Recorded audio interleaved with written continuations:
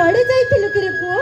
ମୁଁ ନା ଆଜି ବାଡ଼ି ପଛପଟେ ଶିଳ୍ପଶାସ୍ତ୍ର ପଢୁଥିଲି। ତୁ ଜାଣିଛୁ ସେ ଶିଳ୍ପଶାସ୍ତ୍ରରେ କ'ଣ ଲେଖା ହୋଇଛି? କ'ଣ ଲେଖା ହେଇଛି କି ପୁଅ? ଦେଉଳ ତୋଳା ବିଷୟରେ ଲେଖା ହୋଇଛି। ଦଧି ନଉତି କଥା ବି ଲେଖା ହୋଇଛି। ମୁଁ ତାରି ବିଷୟରେ ପଢୁଥିଲି। ମୋ ଧନରେ କେତେ କ'ଣ ଶିଖିଗଲୁନି। ଠାକୁରେ ତତେ କୋଟି ପରମାୟୁ ଦିଅନ୍ତୁ ରେ ପୁଅ, କୋଟି ପରମାୟୁ ଦିଅନ୍ତୁ।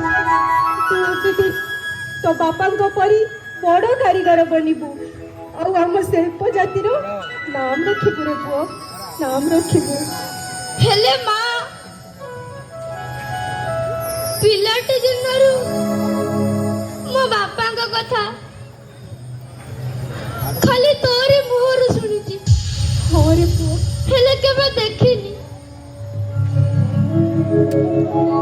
ମୋ ବାପାଙ୍କୁ ମୁଁ ଭାରି ଖୋଜି ହଉଛି। କଣ କଣ କଣ ବାପା ମତେ ଖୋଜୁ ନଥିବେ? ନା ରେ ପୁଅ, ତୁ ଏମିତି କହନା। ତୋ ବାପା ତତେ ଭାରି ଖୋଜୁଥିବେ ରେ ପୁଅ। ତୁ ଜନ୍ମ ନେଇ ନଥିଲୁ, ସେ ଦେଉଳ ତୋଳିବା ପାଇଁ ଯାଇଛନ୍ତି ଯେ ଆଜି ଆସି 12 ବର୍ଷ ହେଲାଣି।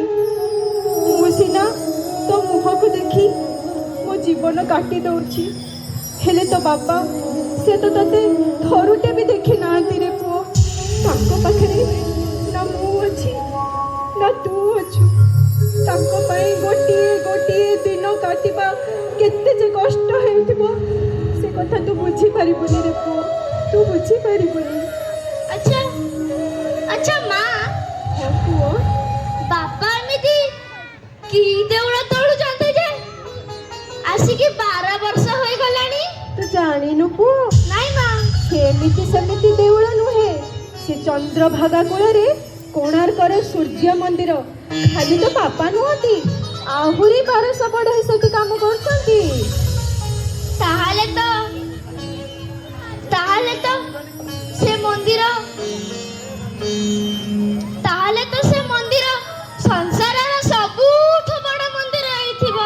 ହଁ ରେ ପୁଅ, ସେ ମନ୍ଦିର ଦେଖିଲେ ଏମିତି ଲାଗେ ଯେମିତି ସତରେ ସୂର୍ଯ୍ୟ ନାରାୟଣ ତାଙ୍କ ରଥରେ ବିରାଜମାନ ଅଛନ୍ତି, ଆଉ ସତେ ଯେମିତି ଆକାଶରେ ଉଡୁଛନ୍ତି ରେ ପୁଅ। ସତରେ?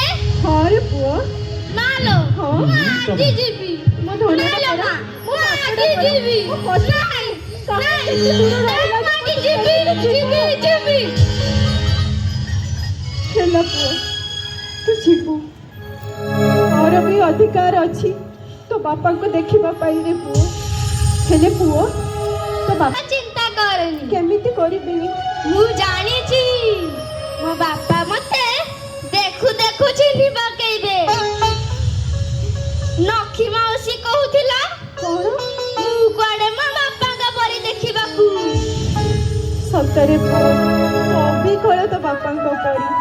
ସେମିତି ଆଖି, ସେମିତି ନାକ, ଆଉ ସେମିତି ହସ। ତତେ ଦେଖିଲେ ଏମିତି ଲାଗେ ଯେମିତି ମୁଁ ତୋ ବାପାଙ୍କ ପ୍ରତିଛବିକୁ ଦେଖୁଛି ରେ ପୁଅ। ମୁଁ ବି ତାକୁ ଦେଖି କେତେ ଯେ ବର୍ଷ ହେଲାନି। ମା, ମା, ମା ତୋ ଆଖିରେ ଲୁହ? ନାଇଁ ରେ ପୁଅ, ଇଏ କିଛି ନାହିଁ। ତୁ ଗୋଟେ କାମ କରିବୁ ପୁଅ, ଯିବା ଆଗରୁ ଆମ ବାଡ଼ି ବର କୋଳି ନେଇଯିବୁ, ଆଉ ଆମ କାଳିଆ କୁକୁର ତାକୁ ବି ସାଥିରେ ନେଇଯିବୁ। ସେ ତୋର ପାଦେ ପାଦେ ସାଥି ଦବ ରେ ପୁଅ। ମୋ ଧନଟା। ହଁ ରେ ପୁଅ, ତୁ ମୁଦିଟା ନେଇଯିବୁ। ଏ ମୁଦି ଦେଖିଲେ ତୋ ବାପା ତତେ ନିଶ୍ଚୟ ଚିହ୍ନି ପାରିବେ ରେ ପୁଅ। ନେ।